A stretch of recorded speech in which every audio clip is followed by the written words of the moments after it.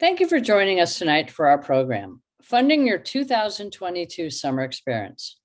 I'm Lisa Chapman, class of 81, MBA from the Yale School of Management and president of 1stGenYale.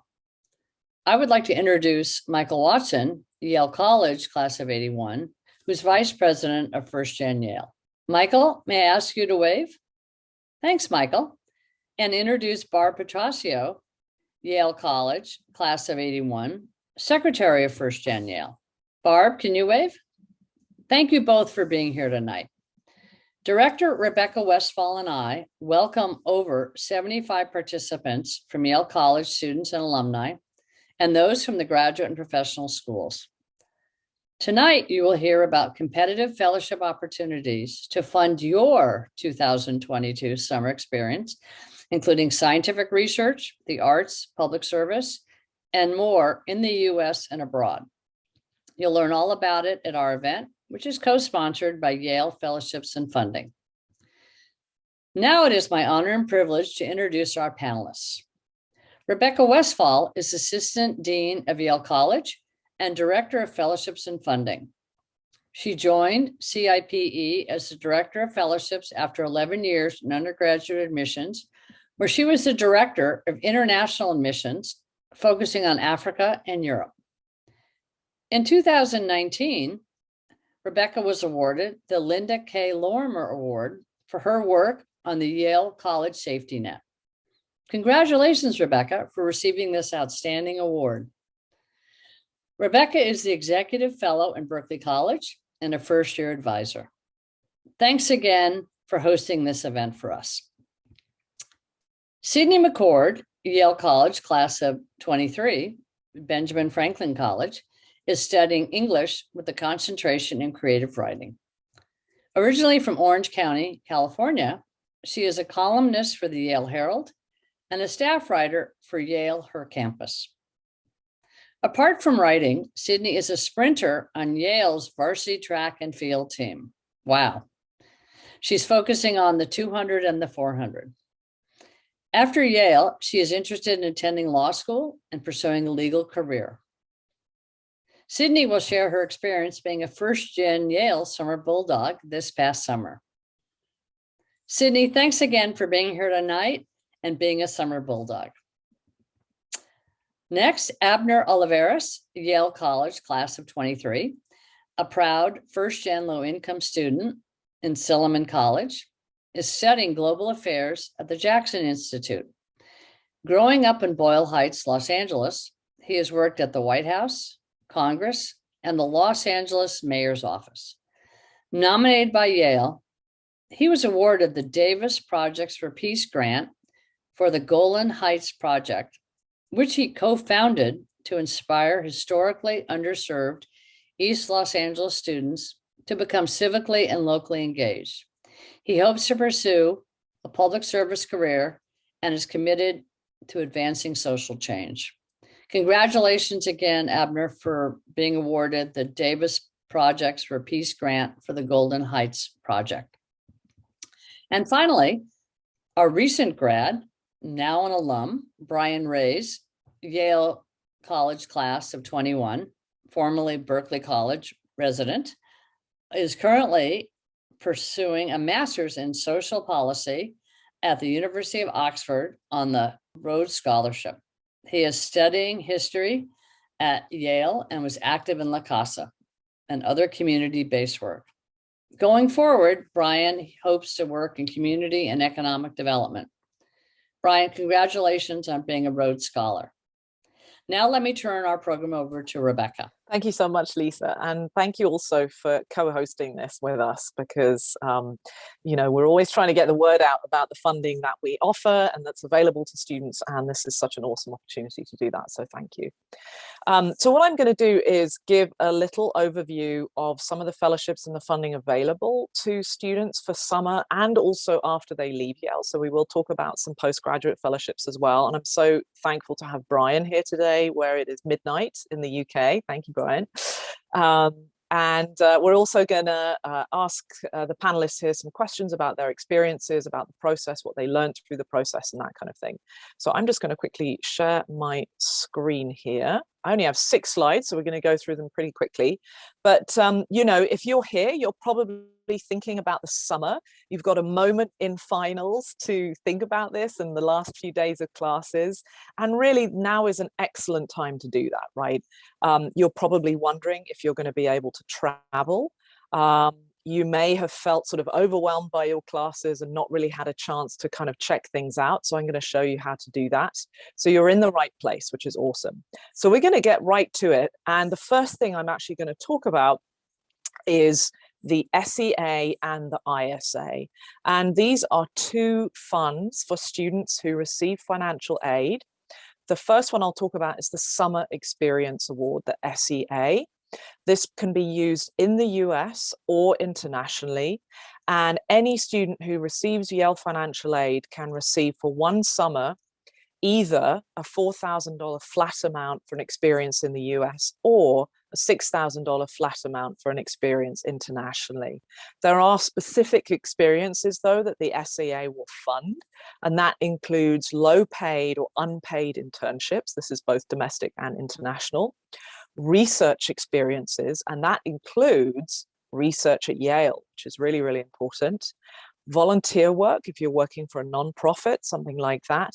And also arts apprenticeships. So you could go and work for somebody in visual arts or performing arts, have an arts apprenticeship and get this SEA to support you. This actually used to be called the DSA, if you've heard that before, but it was changed last year. You only get 1 of these, but it's an amazing thing to have because the deadline, as you can see, is pretty late. It's May the 1st. Your experience with the SEA has to fill about 8 weeks of the summer, and it really needs to be mostly full-time, about 30 hours per week. The SEA is actually run through the Office of Career Strategy at Yale. So if you're interested, those are the people to talk to about the Summer Experience Award. So an amazing opportunity for first-year sophomores and juniors. The ISA, the International Study Award, is for study abroad. And this is also available to any student who receives financial aid, whether you're a first year, a sophomore, or a junior. Obviously, you need to receive financial aid.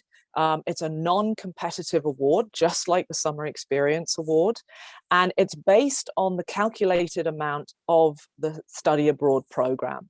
So the ISA cap this year, you can see there, is $15,400. That's the top cost of a Yale study abroad program.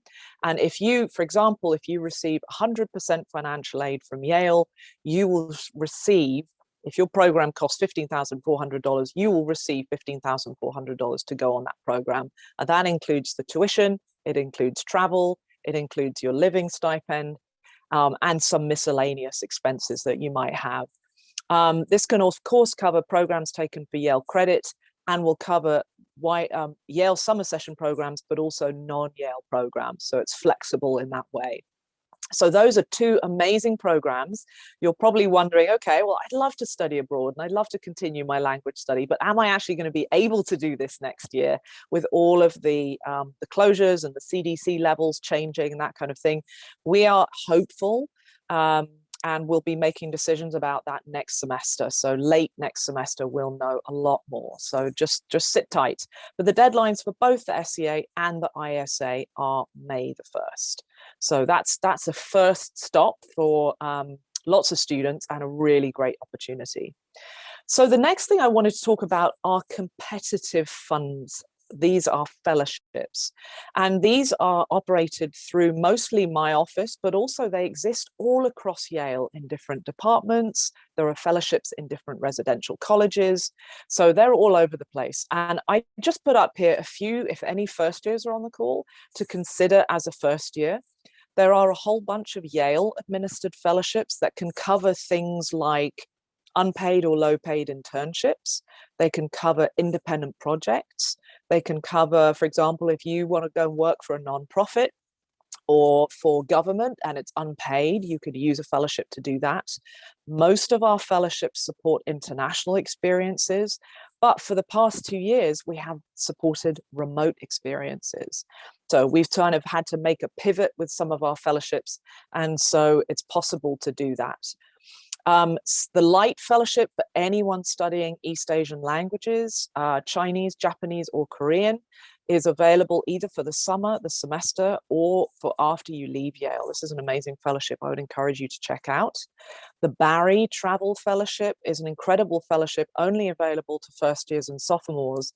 And this is a fellowship which really supports sort of independent projects, and particularly independent projects in developing countries. So if that's something that interests you, I would encourage you to check that out. In terms of national fellowships, you don't have to apply only to stuff at Yale. There are many fellowships, and I'll talk about postgrad fellowships too, which you can apply to outside of Yale. And my office, Fellowships and Funding, supports students through that process in many different ways. So the Critical Language Fellowship and the Boren Undergraduate Scholarship are both language fellowships, which are available whether or not you receive financial aid, right? So any student can apply for these. And that's true, in fact, of most fellowships. They are available to almost all students, whether or not they receive financial aid. But they are competitive. And so these are things that you can put on your resume. They are things where you learn through the process of applying. And I'll talk more about that in a minute. And we spoke about the ISA and the SCA. Once you get through first year, there's a few additional fellowships here which I wanted to highlight because we may have sophomores and juniors on the call. Of course, all of the Yale administered fellowships are still available to you. Bear in mind that the majority of the deadlines are in middle of February to early March for most summer fellowships. And you may be thinking, okay, well, I need to get my internship first. I'm not going to know if I've been accepted to my internship. You know what? That's okay. You can still apply for a fellowship even if you're unsure of whether you've actually received your internship. We know the deadline's early, but we have to do that to get through all the applications. So you can meet with us and talk about that process, but I would encourage you, put an application in, whether or not you know if you've received your internship, or even if you have fully sorted out your independent project, etc., etc. A couple of other national fellowships which juniors in particular should be considering are the Truman Fellowship. This is a national fellowship which supports students who are committed to public service. It provides $30,000 towards graduate school, and it requires what's called nomination by Yale. So it's something that you would work through my office to receive, and one applies for that in the fall of junior year, so first semester junior year. So make an appointment with us if you're interested in that. I also wanted to highlight the Beinecke Fellowship, which is only for students on financial aid, but it's available to juniors committed to research in the arts, humanities, and social sciences. Essentially, if you want to go into those areas as a graduate degree, this may be a great fellowship for you. And that's something that we would love to see students submit applications for. Again, the ISA and the SCA are both available to all sophomores and juniors. So what should you remember? I know I've given you a lot of information about a bunch of different funding options. Just remember funding.yale.edu. And if you check out that website, you can see here how to search for fellowships. You can see our Getting Started page on how to apply. We have a lot of information on how to put together a budget, how to interview for fellowships, how to ask for letters of recommendation. We have all of our events on the fellowships calendar. And of course, best of all, you can come and see us. You can do that by Zoom. You can come and meet us in person. We have one-on-one appointments that are just 15 minutes, or you can have a 30-minute appointment with one of our advisors. And we are available during winter break. So after January the 3rd, you can make an appointment with us and get all of that out of the way before you come back at the end of January. So it's a great time to meet with us when you have a bit more space and time to think about what your next things might be. So funding.yale.edu, just remember that. Then I wanted to move on because we do have Brian Rays here, who is currently studying at Oxford on a Rhodes Scholarship. Some of you may be seniors. I know we had some alumni sign up. I wanted to bring up some postgraduate fellowships, which you really have to start thinking about in your junior year at Yale or your senior year. And these are some of the ones that I hope some of you may consider applying to. I know sometimes people feel that the process is too hard, or maybe I'm not the right kind of candidate. But honestly, if you're interested in one of these, if you are interested, for example, in the Fulbright, which will fund up to a year in study or research at almost any university in the world, that's one that you should consider. You can work through my office to get advice on how that works. The Rhodes and the Marshall scholarships are all scholarships which fund study in the UK. Rhodes is for Oxford, and the Marshall Scholarship will actually fund any university in the UK. And you need to work through my office again to be able to apply to that, because you need nomination. And it's a process that we work very closely on with students. So I would encourage you to think about that, get in touch, even if you're thinking, wow, am I the right kind of person to do this? You know, we would love to talk through that with you. And so you should feel free to get in touch with us. Some of these other ones, the Schwartzman Scholars, for those of you studying global affairs at Tsinghua University in China, no knowledge of Mandarin required, but that is a postgraduate fellowship for a year. Gates Cambridge at Cambridge University, the Mitchell in Ireland or Northern Ireland, the Henry Luce Foundation supports internships, postgraduate internships. So this is just a selection. There are many, many more. And when you come and talk to us on an appointment, we can talk through all of the options and give you a whole bunch more information on that. So we'll talk more about that when we get into some Q&A. So here is a little bit of advice on getting in touch with us. Attend something like this is a great first step. We also have more detailed workshops in the spring where we'll go over some of the logistics about fellowship applications. You can sign up for one of our 15-minute drop-ins, which could be 5 minutes if you're just looking for that. And of course, we have 5 full-time advisors in my office, and we are all available to meet with students all year long. So please take advantage of that, whether it's Zoom or in person. So I'll stop there because I want to get into talking with some of our panelists here, and who've been so kind to join us. So let's first go to Sydney, and I'm going to ask each of the panelists if they could just talk a little bit about what you did with your fellowship and what the fellowship was for that you received. Okay, so last summer I received the Lewis P. Curtis Fellowship. It was a $4,000 fellowship that supported research in the arts and letters and like other humanities-based projects. However, I did use that. I used the fellowship with my work with a professor in the Yale School of Public Health, Dr. Marnie White. She had an internship through 1stGenYale that helped promote her online mental health course on Coursera. So me and about 5 other interns worked almost as teaching assistants for her online class. And then we also began work on a research paper with all the data that she's compiled from this class. Awesome, thank you. Abner, could you tell us a little bit about the fellowship that you were awarded and what you did with it? Sure. So last summer, I applied and received the Catherine Davies Projects for Peace Fellowship. And this particular fellowship was one that I required Yale nomination for, and essentially was a fellowship, a $10,000 fellowship for undergraduates to design and implement their own projects as long as they fulfilled the mission of spreading peace as you define it.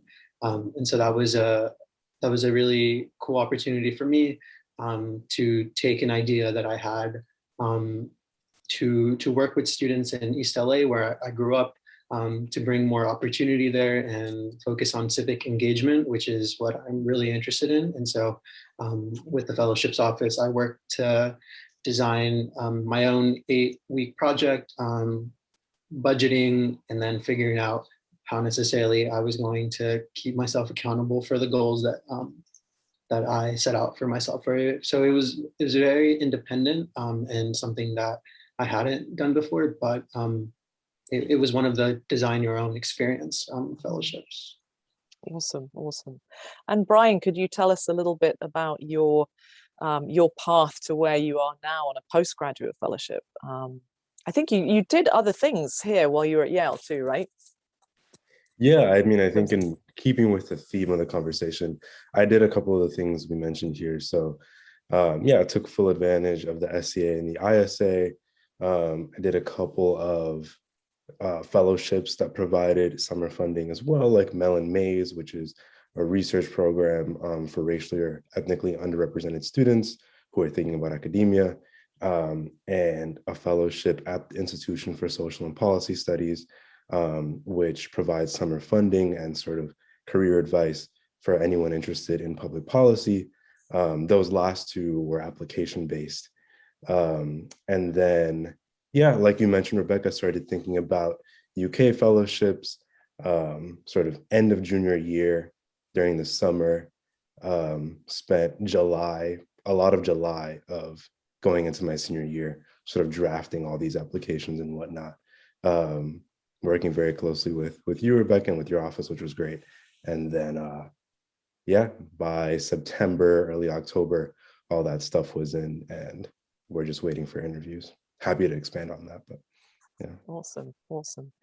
I'd love to know, sort of, I know a lot of the questions from students sometimes are like, when should I begin doing this? And do I have to start months and months in advance, or what's the sort of process? So Abner, could you talk a little bit about sort of when you started thinking about applying for a fellowship and sort of your process that you went through in terms of sort of a timeline? Sure. So for my project in particular, it was to fund a program that myself and other students from East LA were going to build up from the ground up. And this idea had, I think, percolated in our minds sometime between February of 2020. And I wasn't necessarily sure what to do with that information. And so I actually signed up for one of the appointments that Rebecca was talking about. So I came to the fellowships office and I met with one of the advisors there, and let them know that this was my idea and I wanted to do something with that. And this must have been a couple of weeks after I had, in February, decided that I wanted to pursue this as a summer opportunity and just explored options. And then from there, the timeline was after identifying like a certain fellowship that I could apply to, in this case, the Davies. I think in total, I must have spent close to a month to just like, I think, drafting and sending proposals back and forth.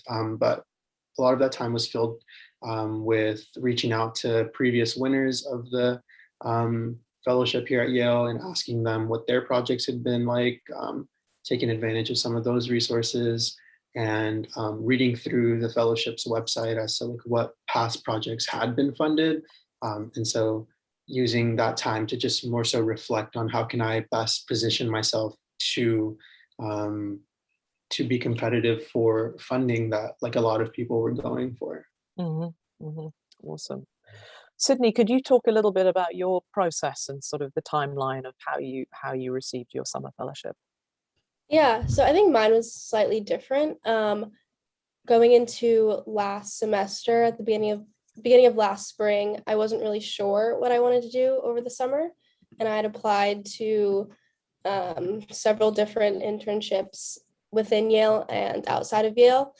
And when I was thinking about the experience with Marnie White this summer through 1stGenYale, they were the ones who really guided me like through the whole fellowship process. So I ended up applying for the CIPE like common application, which, correct me if I'm wrong, but it just kind of matches the fellowship to what you're looking to do over the summer. Yeah. Yeah, so I ended up writing that application, but while I was writing it, I wrote it for about 3 different experiences because I wasn't sure which one I was going to do over the summer. And then at the end of the summer, it gave me the opportunity to like better describe like what I had actually done and what I had chose to do over. So yeah, that was my path. Awesome. Thank you. And I think your experience is a really good example of, you probably applied for your fellowship by mid-February, right? And so you had these 3 experiences, which are sort of up in the air. You weren't sure what you had yet, but you went through the process of applying for a fellowship anyway, which I would encourage students to think about, because you don't need to know exactly what you're doing at that very moment. But you do have to get your application into the fellowship by mid-February. Brian, I'm going to ask you a slightly different question, which is about, we have a lot of resources in the office, obviously advising and a lot of information about interviewing and that kind of thing. But could you talk about some of the resources beyond the fellowships office that you found really useful at Yale? People, other things that you sort of used as you were going through this process?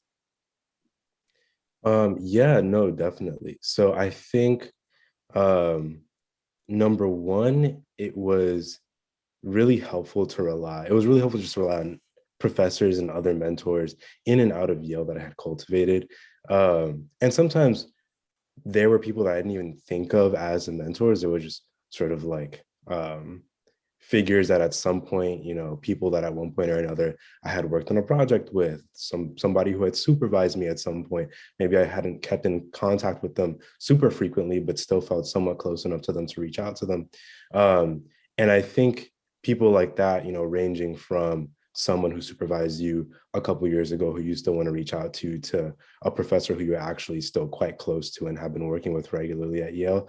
I think people within that spectrum were really helpful for me to do a couple of things. One, to like narrow down what the academic piece of this all meant for me. Like at the end of the day, what this boils down to is like applying to a university and applying to graduate school and sort of getting a sense of like, okay, how does graduate school actually fit in to my plans? How can I actually justify these degrees that I say I want to do? But then number two, sort of like speaking with people to actually get a sense of like what my life might actually look like over the span of like 5-10 years. And sort of conversely thinking about like why I've done the things that I've done over the last 4 to 5 years. These are really important questions to answer in these processes. And I think they're nearly impossible, if not impossible, to answer by yourself. That's how I felt during my process. And so it was really good to sort of bounce my sort of internal reflection off of these people that I reached out to.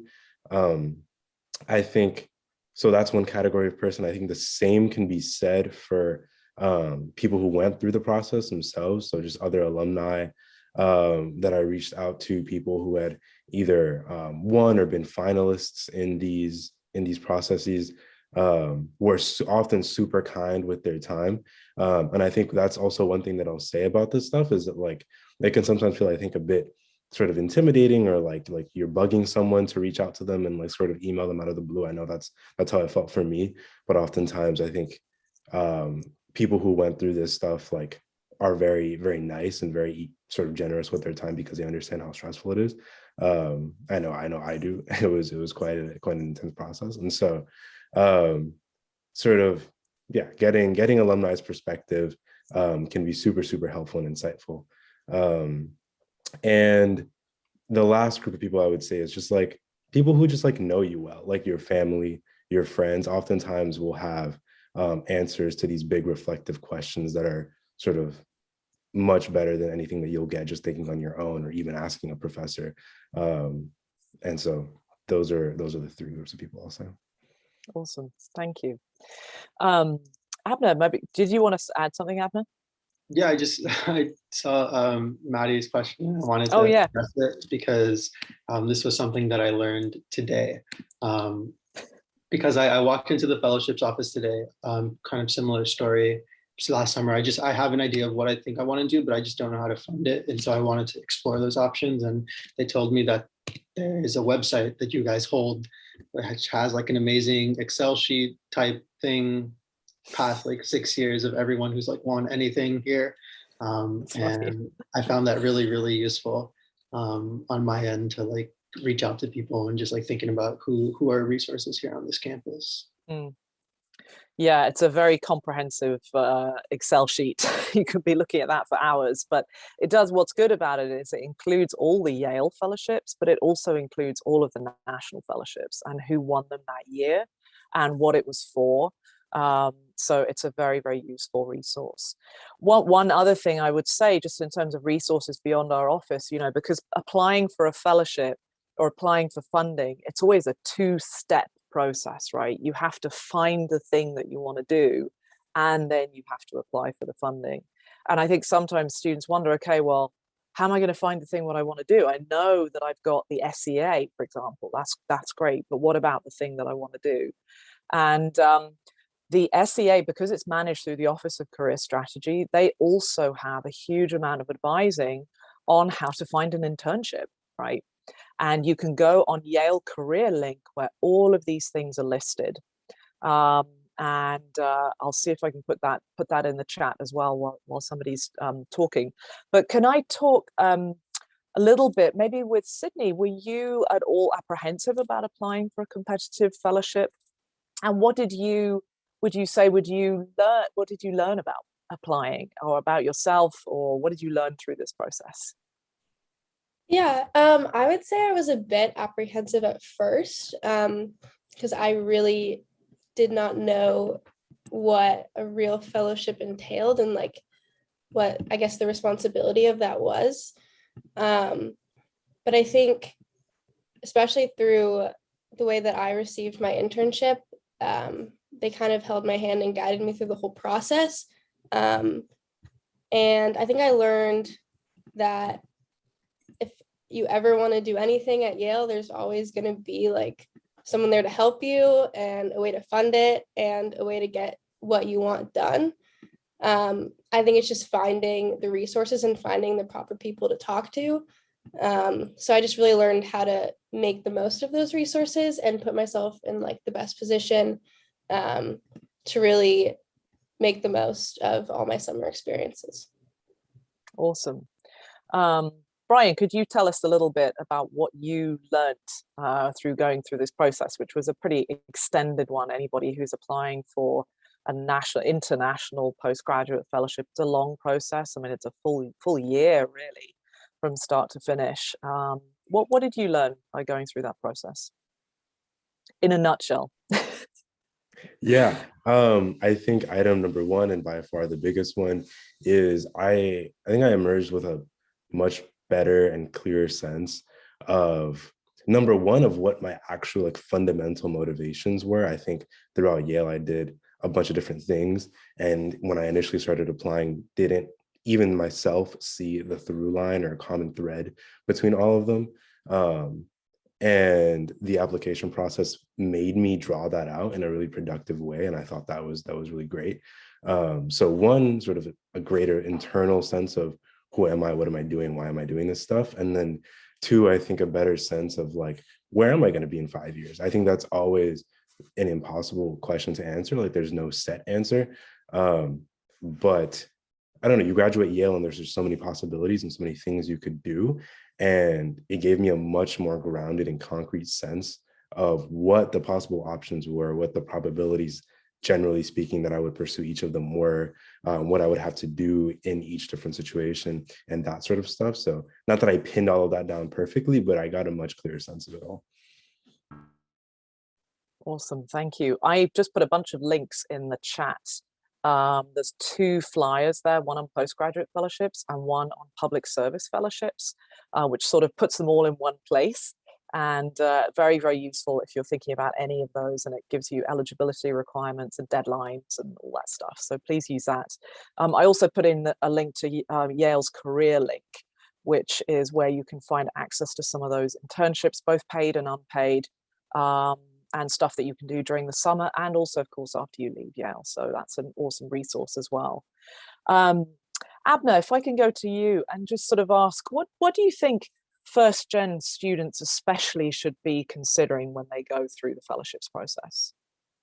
I think, at least my own experience as a first-gen student applying to a fellowship, I was even more so, I think, apprehensive because I think I didn't know too many students who had done similar things. I think a lot of the people in my immediate circle, we were aware of the SEA and the ISA, but like fellowships and applying to them through the fellowships office in particular, I think was still a little distant.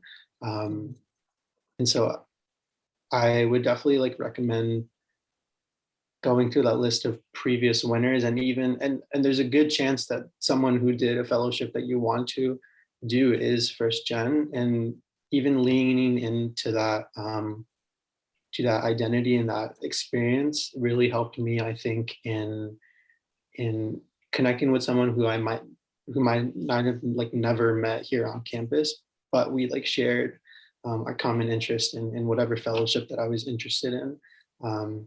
And so I think sometimes that like identity is like what I had to rely on. But I think through this process, it like helped me realize that like it's not such a bad thing when you're asking for help. Yeah, awesome. Sydney or Brian, do you have anything you'd like to add to that? As like a student on financial aid, I was going to say that even navigating that field, like the financial aid office, can be especially daunting. So just knowing that there are other routes to take that kind of don't involve that are especially useful to know. But Yeah, I don't have much to add. I think my answer was going to be very similar to Abner's in terms of just leaning on the resources that exist. And I think especially the sort of the human resources, just the people out there that exist. That was by far the most useful part of the process for me, was like just being in contact with a bunch of different people, like even up to 2-3 days before the interview, I had phone calls with like 2 new people who gave me really helpful insights and really grounding insights. And one of them, if I remember correctly, was an FGLI Rhodes finalist, and his words were super helpful for the interview. And so, yeah, just find us. We're out there, like Abner said, use the lists and whatnot, and just reach out. And that's what I would say. Awesome, thank you. Is there any other advice that you're thinking of right now that we haven't spoken about, that any of you would like to share, that you found particularly useful, or even things that you're thinking about for this coming summer and how you're kind of approaching that? Sydney, should we start with you? yeah, I think my biggest piece of advice would just be to apply to things. When I was going through the process last year, I didn't know what I wanted to do. We already mentioned this, but just with any idea you have, it's useful to even fill out the common application at the very least. And it's very likely that one of the ideas you have will be a good candidate for funding.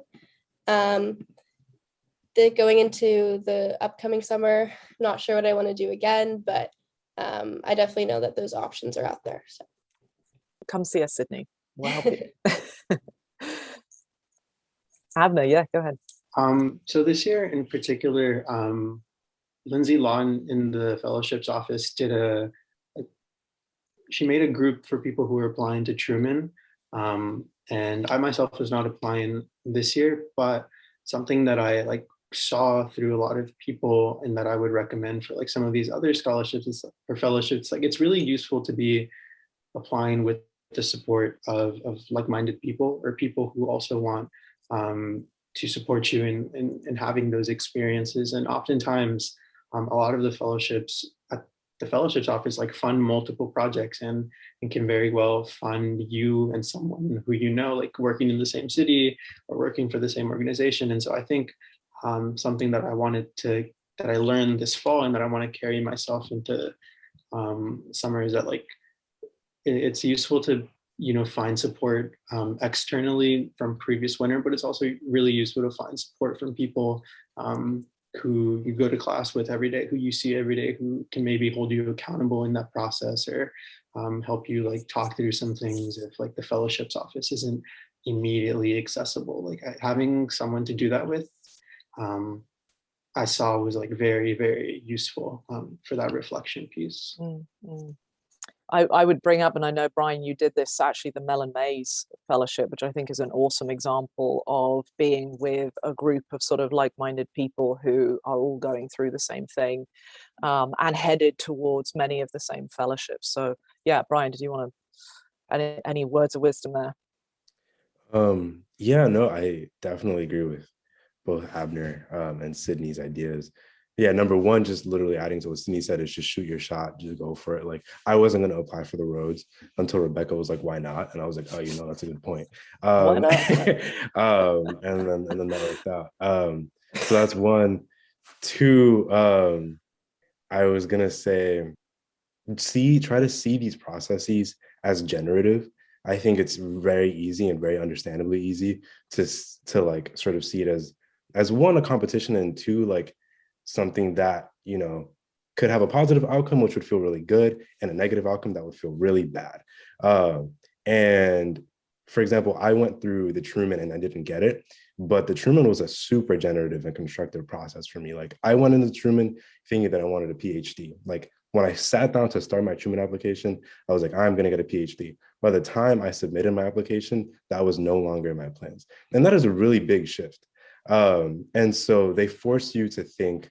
A lot of these processes, a lot of these application processes force you to think in really helpful ways, and really force you to like articulate a lot of things about yourself, which can be really rough, but super helpful. And if you have the time, and if you're thinking of applying to these things, like, 1-2 years down the line, even several months from now, I would definitely say, like, if you can take some time periodically to just like jot down your own thoughts, take some time to like think about like, why are you where you are? What do you like? Why are you doing what you're doing? And so on. I think that'll be, number one, just really helpful for like life.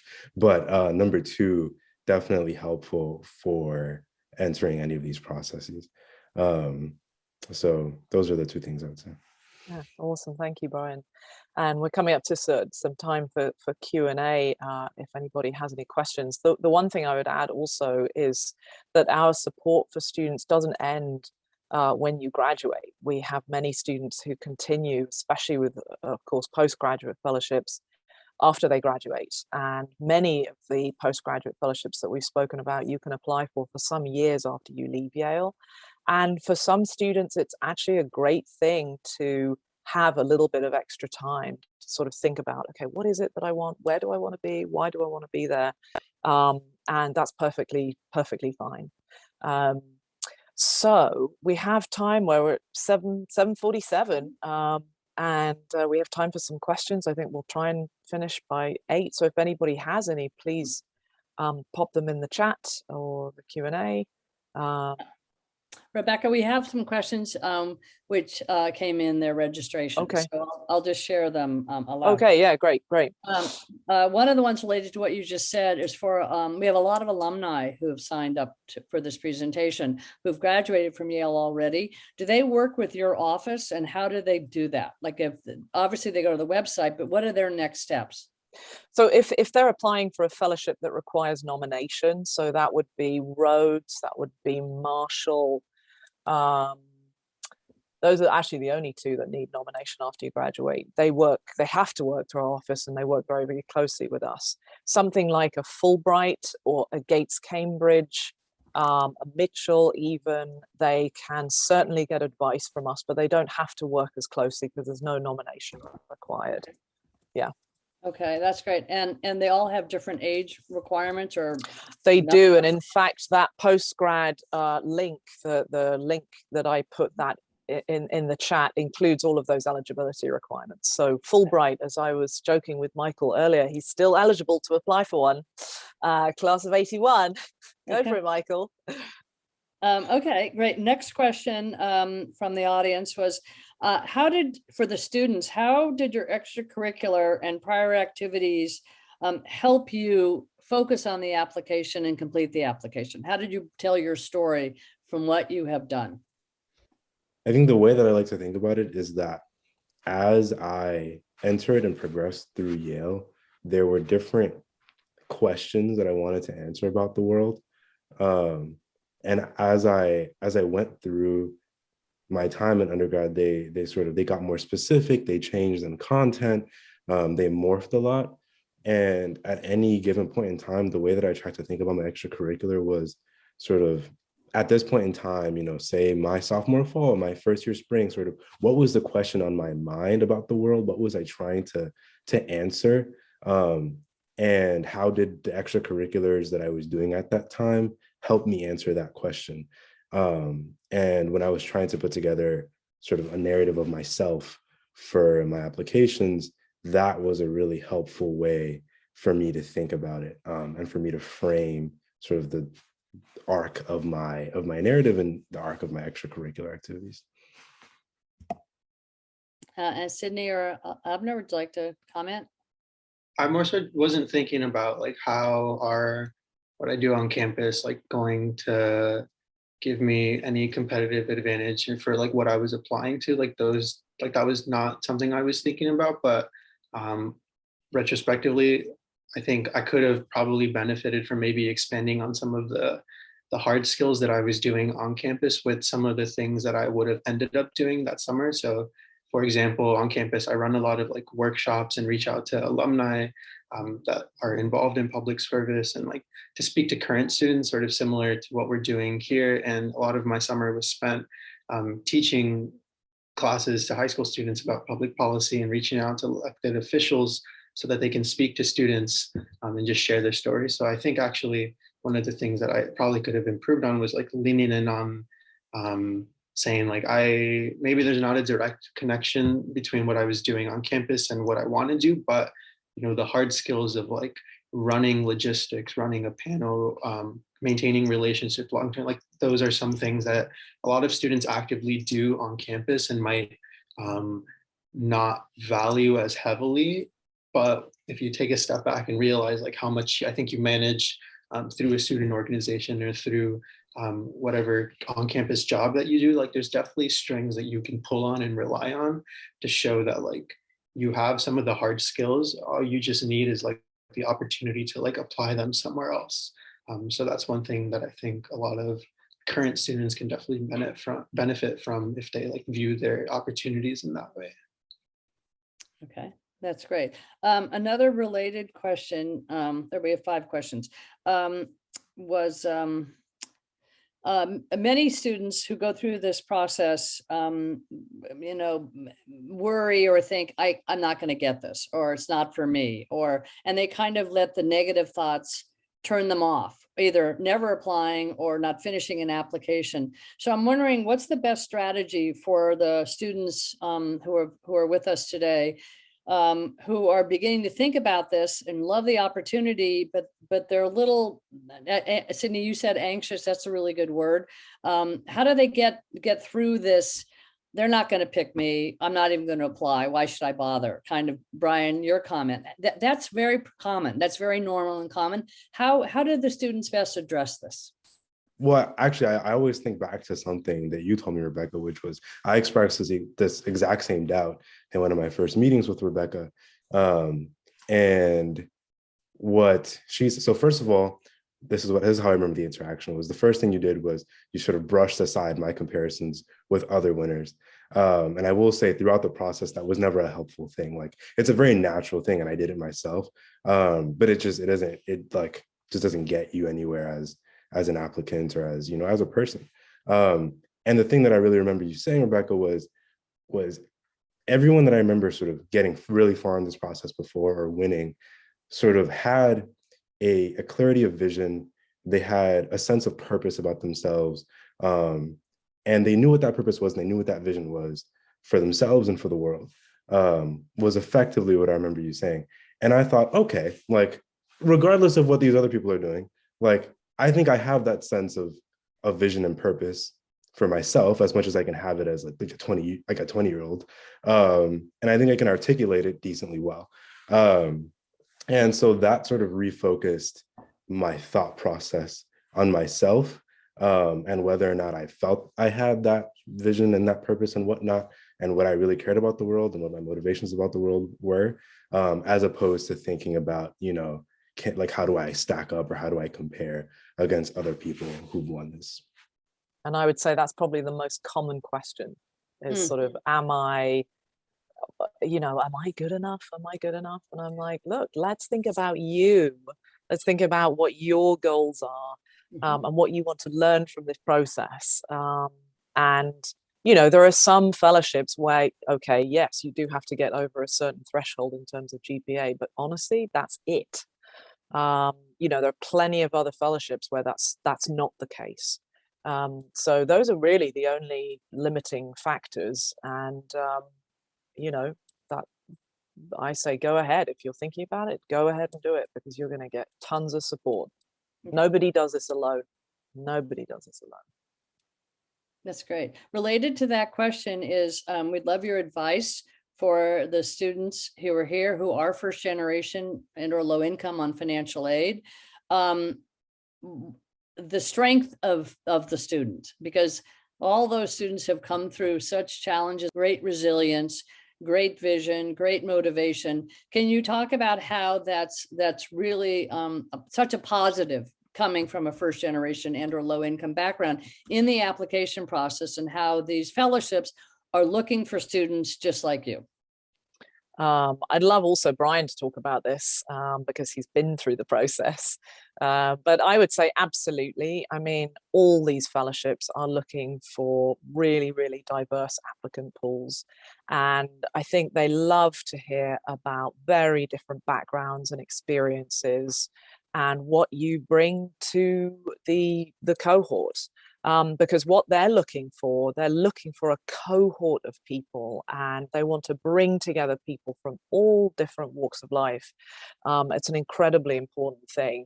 And I would say, I mean, I've been doing this for 5 years now, and of all the students that I have seen who have been successful with this process, whether they've won it or they've been recognized as a finalist, the majority of them, I would say, have come from either low-income backgrounds, or they are students of color, or they are first-gen students, or they have very strong, interesting experiences to talk about. So it's a really, really important aspect of this, of a lot of these fellowships.